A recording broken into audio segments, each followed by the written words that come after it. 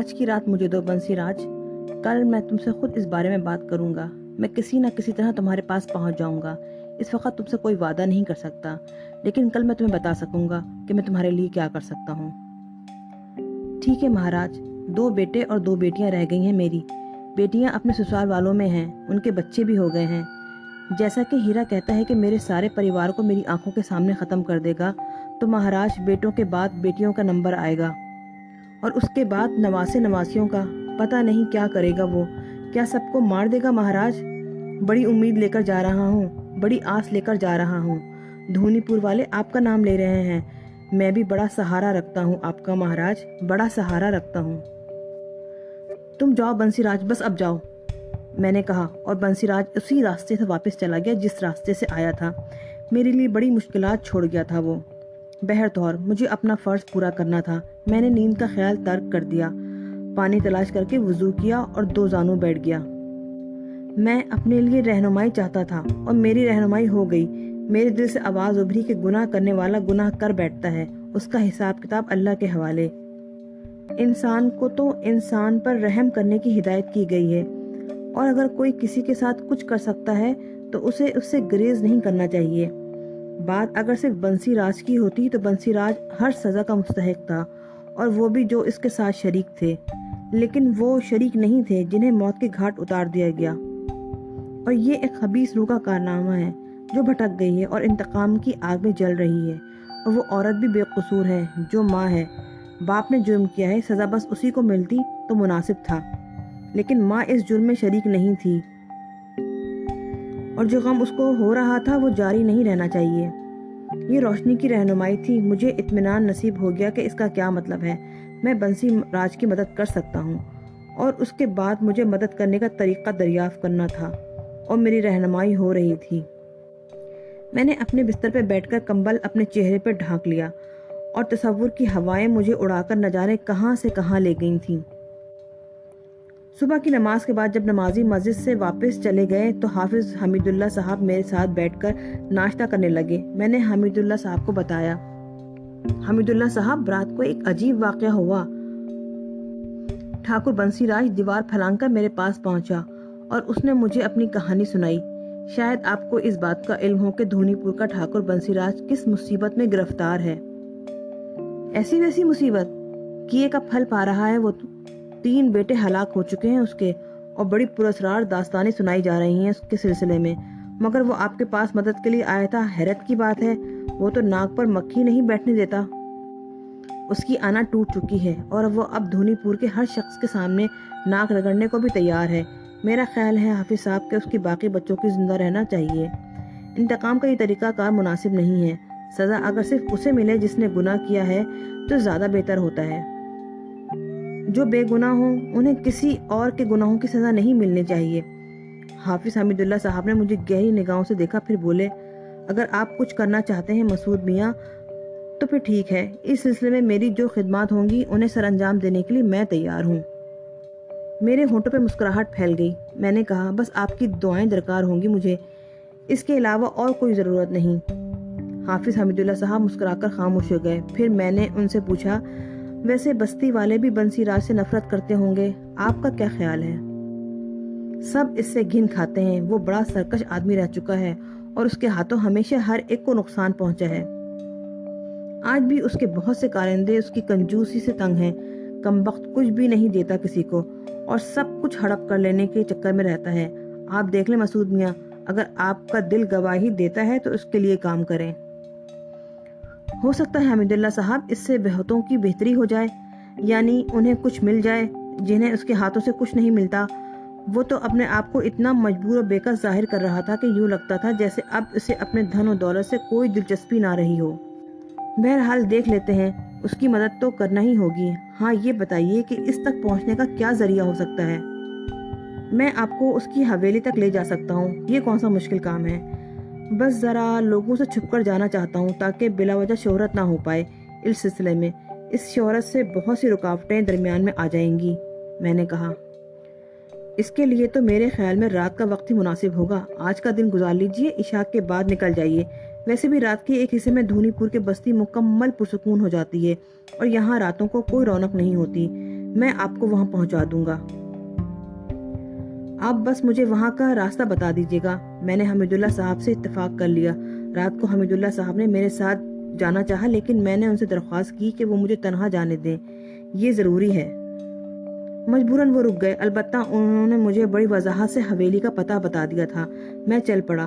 حمیداللہ صاحب نے سچ کہا تھا، پوری بستی شہر خاموشہ بنی ہوئی تھی، کتے تک نہیں بھونک رہے تھے، اکا دکا گھروں میں سے روشنی کی جھلک آ رہی تھی، ورنہ زیادہ تر گھر تاریکی میں ڈوبے ہوئے تھے۔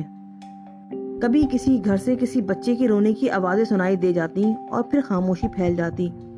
میں بستی کے ایک کھلے میدان میں نکل آیا، جہاں میدان کے بیچوں بیچ ایک چبوترا نظر آ رہا تھا، جس کے عین درمیان میں ایک بڑ کا درخت پھیلا ہوا تھا، اور درخت کے نیچے ایک دیا روشن تھا، اور اس کی لرزتی روشنی میں کچھ لوگ بیٹھے نظر آ رہے تھے۔ حمیداللہ صاحب نے اس درخت کے بارے میں بھی بتایا تھا۔ سیدھے چلنا تھا اور میدان کے اختتام سے بائیں ہاتھ مڑ جانا تھا، مگر میں نے سوچا ان بیٹھے ہوئے لوگوں سے اور تصدیق کر لوں۔ چنانچہ ان کی طرف بڑھ گیا۔ قریب پہنچ کر اندازہ ہوا کہ وہ عورتیں تھیں، لہنگا اور چولی پہنے ہوئی سوگوار بیٹھی ہوئی تھیں۔ ان سے کوئی 2 گز کے فاصلے پر ایک شخص گھٹنوں سے اونچی دھوتی باندھے اور شلوکا پہنے گھٹنوں میں سر دیے بیٹھا ہوا تھا۔ درمیانی عورت کی گود میں تقریباً 7 سال کا بچہ سو رہا تھا۔ ان کے اس انداز پر مجھے بڑی حیرت ہوئی، نہ جانے بیچارے کس مصیبت کا شکار تھے۔ کیا بات ہے بہنوں، یہاں کیسے بیٹھی ہو؟ دھیرا ارتھی مانگ رہا ہے، میں اسے ارتھی کہاں سے دوں؟ اس عورت نے کہا جو بچے کو گود میں لیے بیٹھی ہوئی تھی۔ کیا مانگ رہا ہے؟ میں کچھ نہ سمجھ کر بولا۔ میں نے جھک کر بچے کو دیکھا اور پھر بری طرح چونک پڑا۔ بچے کے جسم پر لباس نام کی کوئی چیز نہیں تھی، اس کا جسم اکڑا ہوا تھا اور کوئلے کی طرح سیاہ ہو رہا تھا۔ اس کے جسم میں زندگی کی کوئی رمق نہیں تھی، چہرے کے نقوش تک جل کر بگڑ چکے تھے۔ ارتھی، ارتھی کہاں سے لاؤں ارتھی؟ عورت نے جھلا کر کہا۔ دفعتاً بچے نے گردن اٹھائی اور پھٹی پھٹی آواز میں ہیں ہیں کر کے رونے لگا۔ پھر بھیانک آواز میں بولا، بپو ارتھی تھی، ارتھی۔ پھر اس کی گردن اپنی جگہ پہنچ گئی۔ اسی وقت گھٹنوں میں سر دیے ہوئے شخص نے گردن اٹھا کر کہا، میں بتاتا ہوں میاں جی، سنو میں بتاؤں۔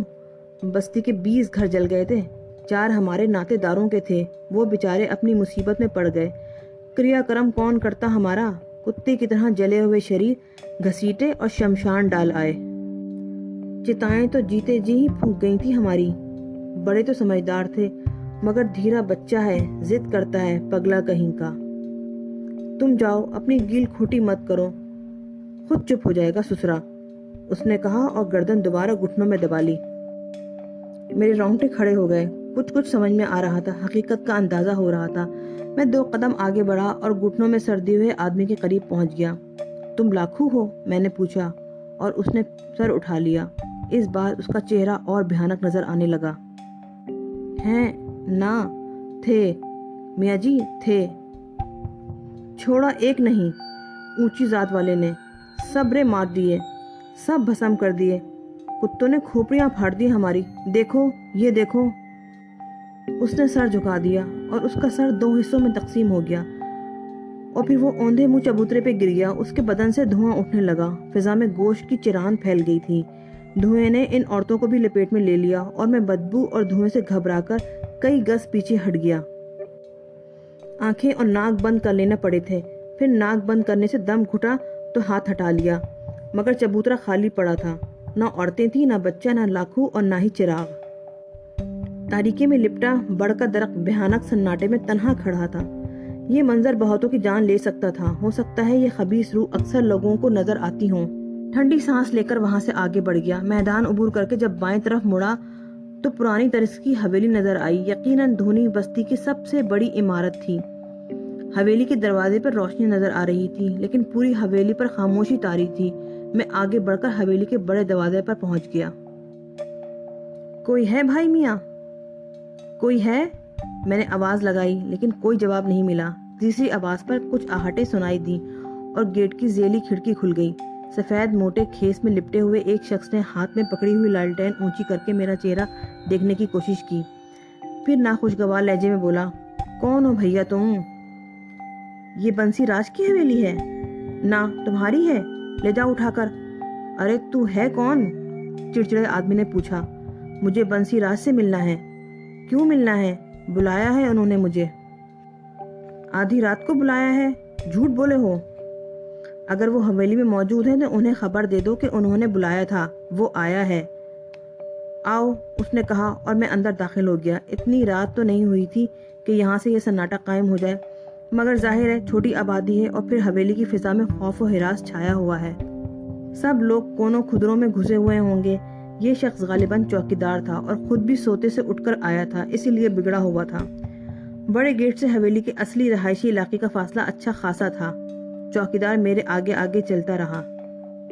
سامنے کی سمت سے جانے کے بجائے اس نے بغلی سمت اختیار کی، غالباً مختصر راستے سے لے جا رہا تھا۔ میرا اندازہ درست نکلا اور وہ چند سیڑھیاں چڑھ کر اندر ایک غلام گردش میں داخل ہو گیا۔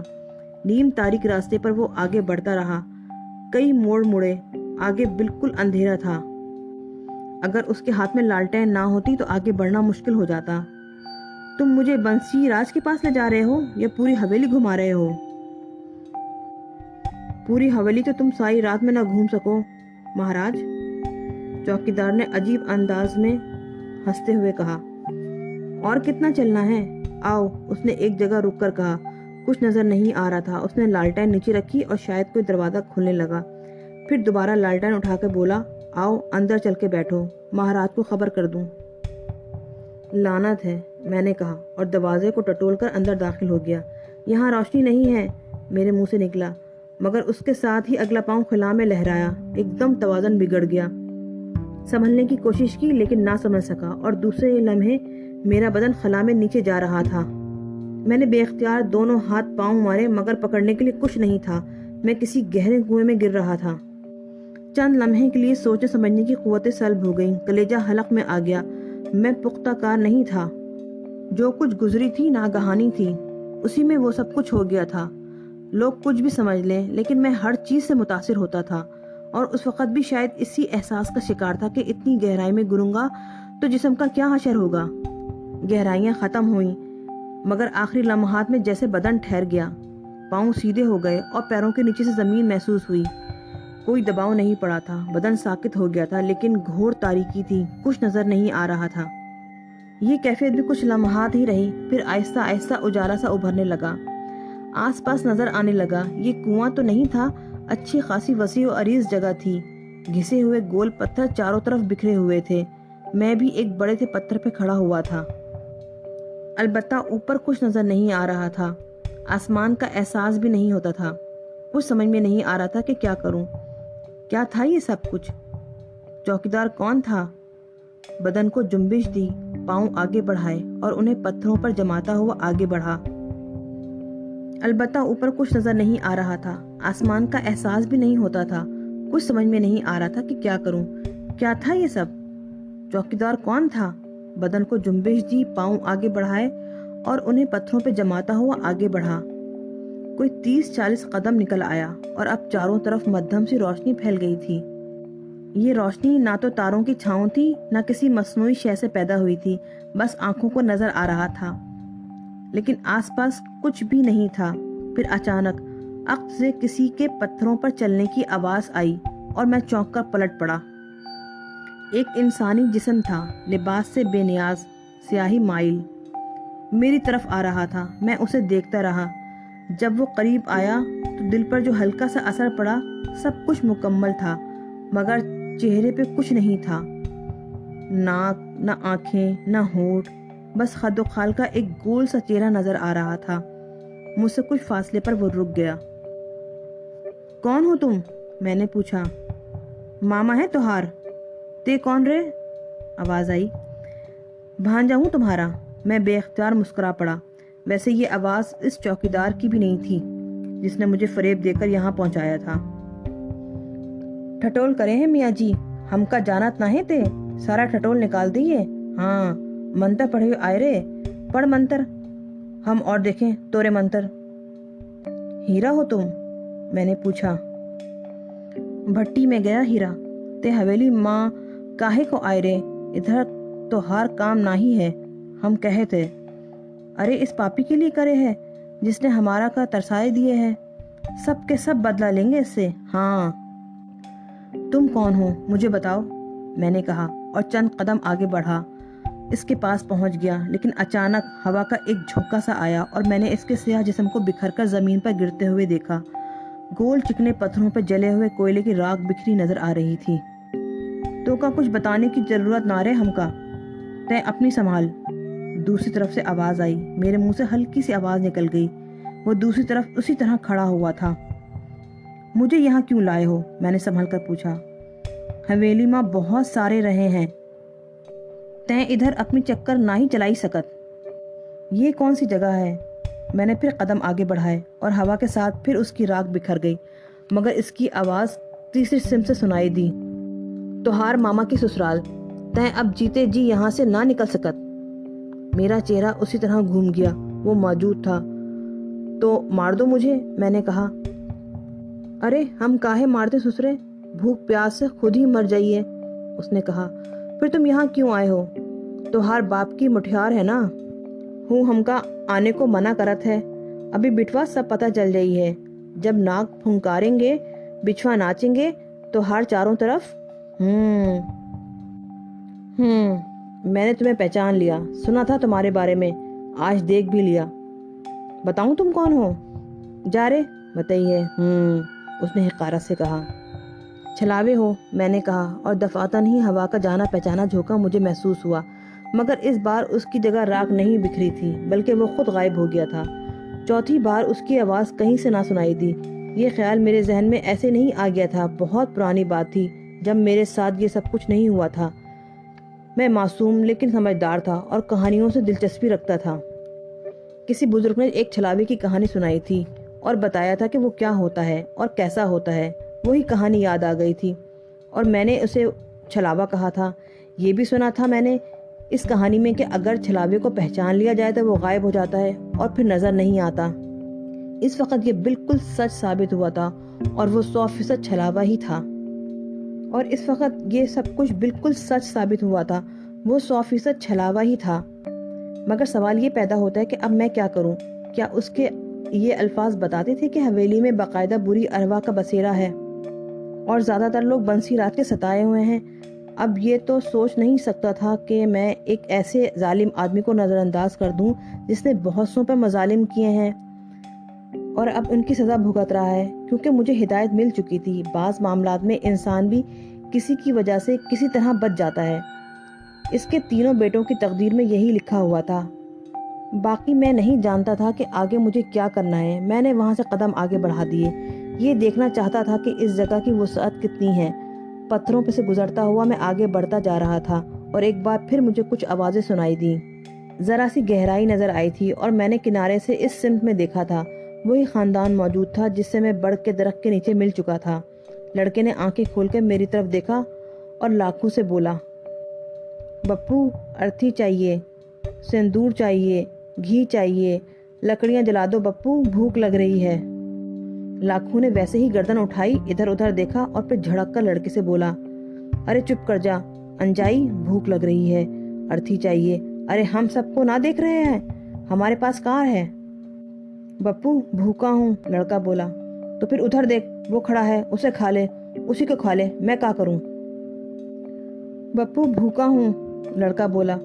تو پھر ادھر دیکھ، وہ کھڑا ہے، اسے کھا لے، اسی کو کھا لے، میں کیا کروں؟ لاکھوں نے کہا اور لڑکے نے بھار سا منہ کھول دیا۔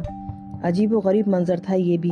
بار بار یہ کہنا مجھے خود بھی نہیں اچھا لگ رہا تھا کہ میرا دل اس قدر مضبوط ہو گیا تھا کہ ایسے مناظر سے بند نہیں ہو جاتا تھا، ورنہ یہ سب کچھ ہوش مندی کی نگاہ سے بالکل نہیں دیکھا جا سکتا تھا۔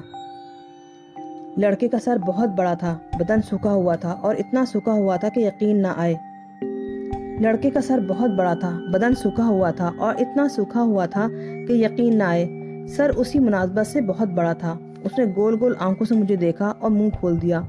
اتنا بڑا منہ، اتنا بڑا کہ اچھی خاصی گیند اس کے منہ میں چلی جائے۔ چہرے پہ انتہائی خوفناک تاثرات لیے وہ اپنے سوکھے سوکھے قدموں سے چلتا ہوا میری جانب بڑھا۔